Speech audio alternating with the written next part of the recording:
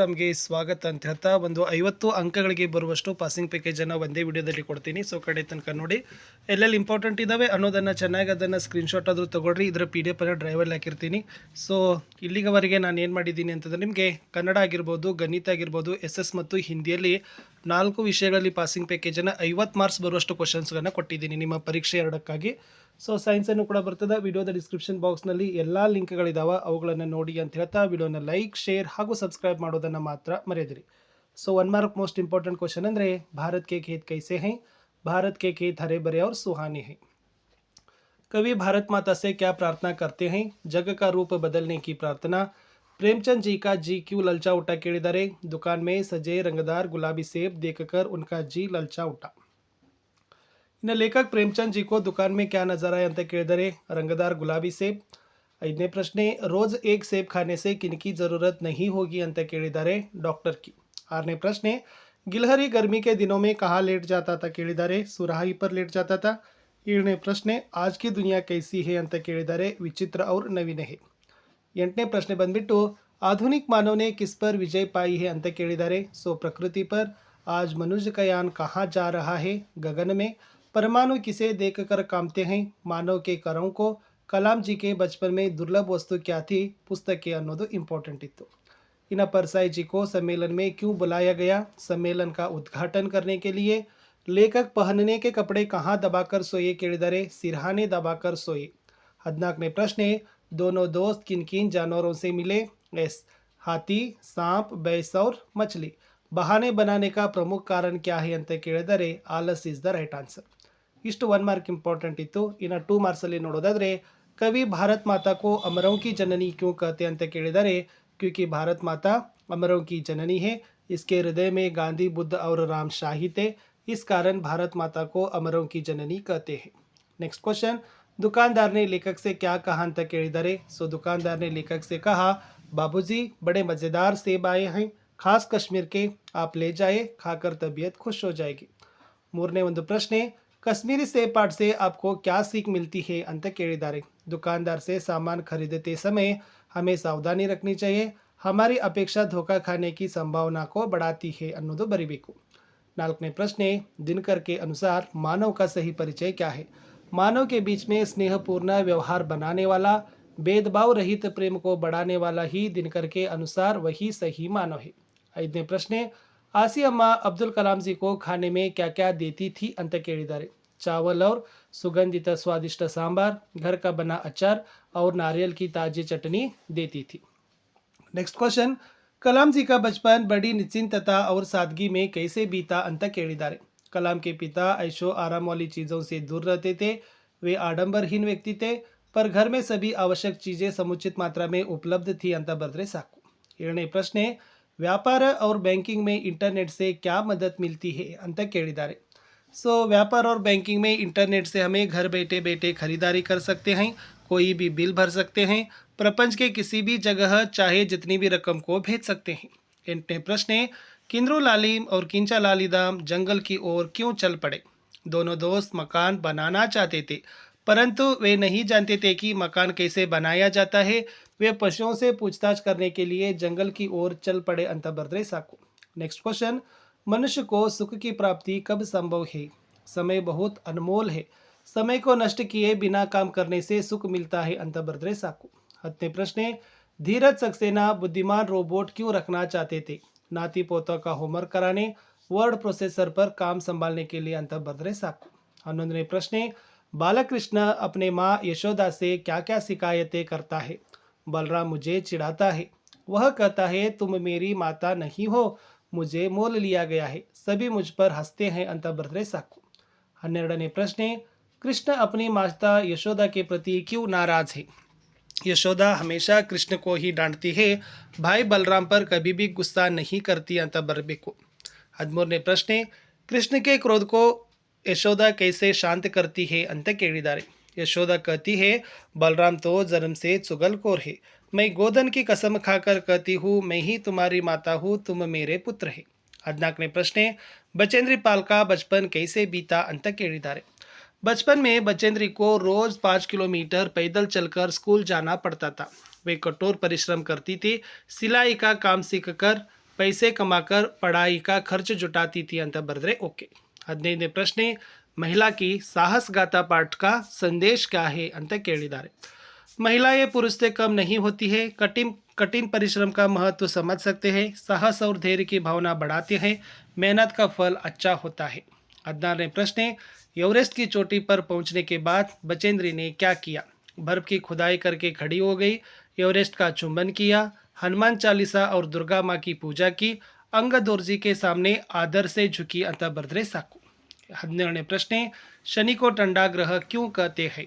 शनि सूर्य से बहुत दूर है, इसी कारण शनि पर सूर्य का ताप बहुत कम पड़ता है. शनि ग्रह का तापमान 150 डिग्री के आसपास है, इसलिए शनि को ठंडा ग्रह कहते हैं. 18ನೇ ಪ್ರಶ್ನೆ, शनि ग्रह का वायुमंडल किससे बना है? शनि ग्रह का वायुमंडल हाइड्रोजन, हीलियम, एमोनियम और मीथेन गैसों से बना है. शनि एक सुंदर ग्रह है कैसे ಅಂತ ಕೇಳಿದ್ದಾರೆ. शनि ग्रह के चारों ओर वलय दिखाई देते हैं, इन वलयों के कारण शनि ग्रह को सुंदर ग्रह माना जाता है. 20ನೇ ಪ್ರಶ್ನೆ, शनिचर का अर्थ क्या है? शनिचर का अर्थ है धीमी गति से चलने वाला. शनि आकाश के गोले पर बहुत धीमी गति से चलता दिखाई देता है और सूर्य का एक चक्कर लगाने में 30 वर्ष का समय लेता है. 21ನೇ ಪ್ರಶ್ನೆ, मीना मैडम ने बच्चों को क्या संदेश दिया ಅಂತ ಕೇಳ್ತಾರೆ. आज से नहीं, अभी से आप अपने कर्तव्यों का पालन शुरू कीजिए, इससे आपका और देश का हित होगा ಅಂತ ಬರೆದ್ರೆ ಸಾಕು.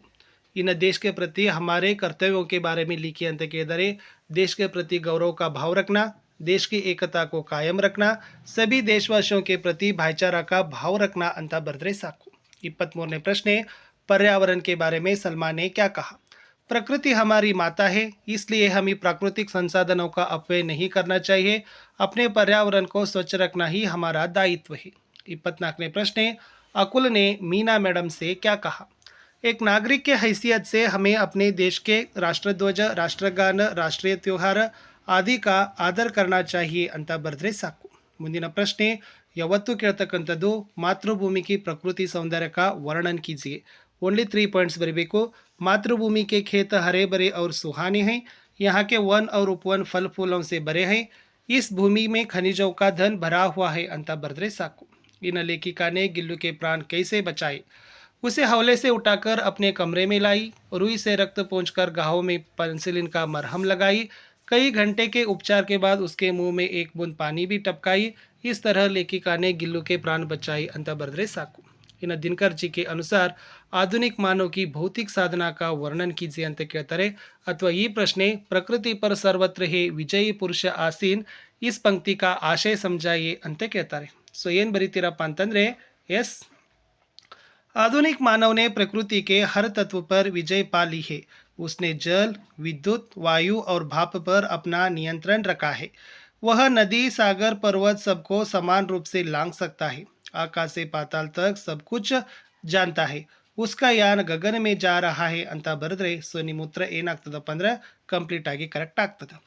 ಇನ್ನು ಪ್ರತಾಪ್ ರಾಜ್ ಕಿಶೋರ್ ಕೆ ಘರ್ ಕ್ಯೂ ಆಯಾ ಅಂತ ಕೇಳಿದ್ದಾರೆ. ಸೊ ವೆರಿ ಈಸಿ ಇತ್ತು. ಏನು ಬರೀತೀರಪ್ಪ ಫ್ರೆಂಡ್ಸ್ ಅಂತಂದರೆ, बसंत राज किशोर से नोट लेकर भुनाने गया, मोटर दुर्घटना में उसके दोनों पैर कुचले गए, होश आते ही वह प्रताप के पैसे लौटाने के लिए भेजा ಅಂತ ಬರೆದ್ರೆ ಸಾಕು. ದೋಹೆಗಳ ಭಾವಾರ್ಥ ಇದೆ. 3 ಮಾರ್ಕ್ಸ್ ಕ್ವಶನ್. ಮುಖ್ಯ ಮುಖಸೋ ಚಾಹಿಯೇ ಖಾನ ಪಾನಕೋ ಏಕ, ಪಾಲೈ ಪೋಸೆ ಸಕಲ ಅಂಗ ತುಳಸಿ ಸಹಿತ ವಿವೇಕ. ಸೊ ವೆರಿ ಈಸಿ ಬರೀಬಹುದು. प्रस्तुत दोहा गोस्वामी तुलसीदास रचित तुलसी के दोहे से लिया गया है और तुलसीदास कहते हैं कि मुखिया को मुख के समान होना चाहिए. मुख खाने पीने का काम एक ही करता है, लेकिन सकल अंगों का पालता है.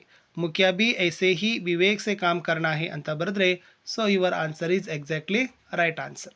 ಇನ್ನು ನೆಕ್ಸ್ಟ್ ಕ್ವಶನ್, ಎಸ್, ರಾಮನಾಮಮನಿ ದೀಪದರು ಜೀಹ ದೇಹರಿ ದ್ವಾರ, ತುಳಸಿ ಭೀತರ ಬಾಹಿರೋ ಜೋ ಚಾಹಸಿ ಉಜಿಯಾರ ಅಂತಕ್ಕಂಥ ಪ್ರಶ್ನೆ ಇದೆ.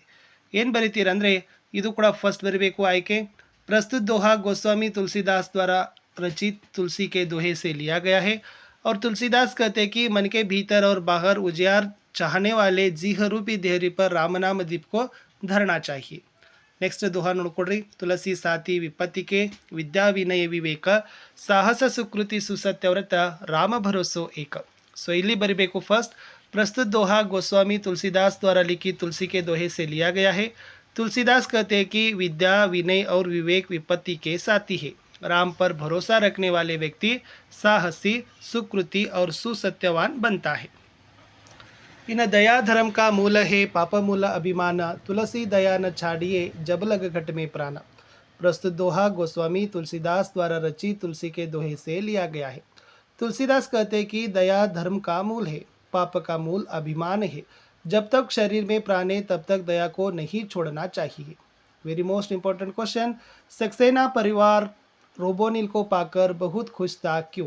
रोबोनिल घर के सभी काम करता था, सुबह नाश्ता बनाता था, मेहमानों के स्वागत में दरवाज़ा खोलता था, घर के बच्चों को कहानियाँ सुनाता था, होमवर्क कराने में मदद करता था, वर्ड प्रोसेसर पर काम करता था, कुत्ते को घुमाने ले जाता था ಅಂತ ಬರೆದ್ರೆ ಸಾಕು।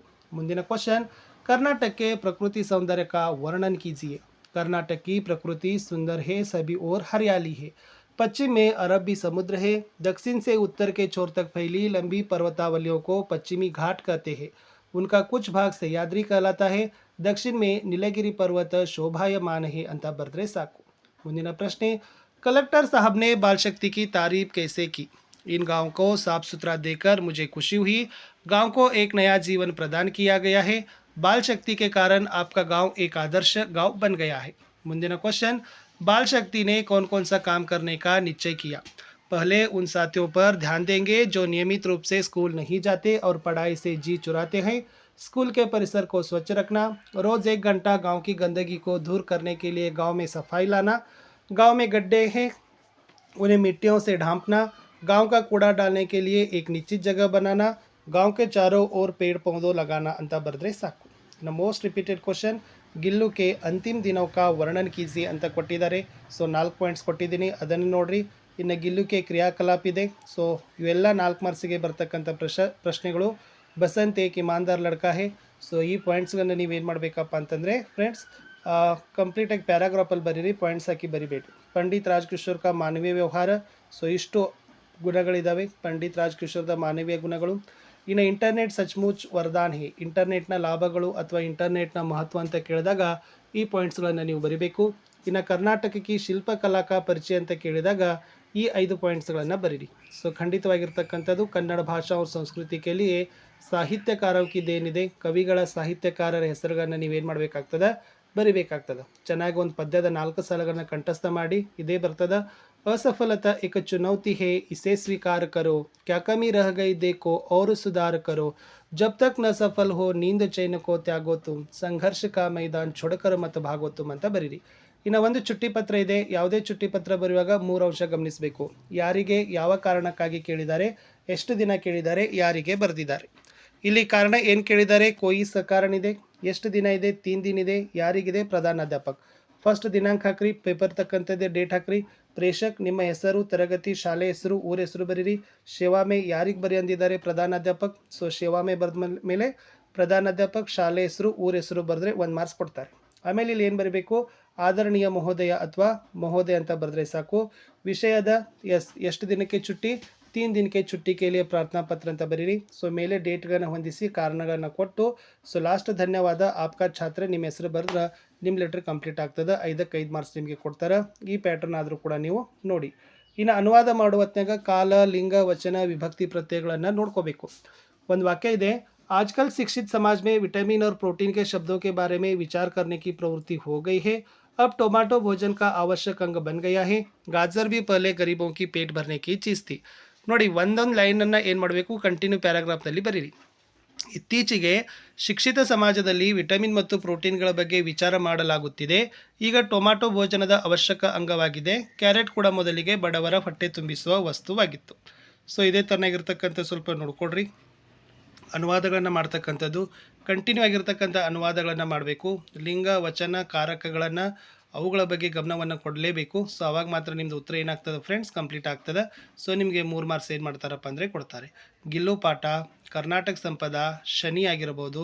ಸೊ ಇದೇ ಪಾಠದಲ್ಲಿಂದ ನಿಮ್ಗೆ ಏನು ಮಾಡ್ತಾರಪ್ಪ ಅಂದರೆ ದುನಿಯಾ ಮೇ ಪಾಲಾ ಮಕಾನ್ದಿಂದ ಮೊನ್ನೆ ಕೇಳಿದರು. ಸೊ ಹೀಗಾಗಿ ಇವು ರಿಪೀಟೆಡ್ ಆಗಿರ್ತಕ್ಕಂಥ ಪಾಠ ಇದ್ದಾವೆ.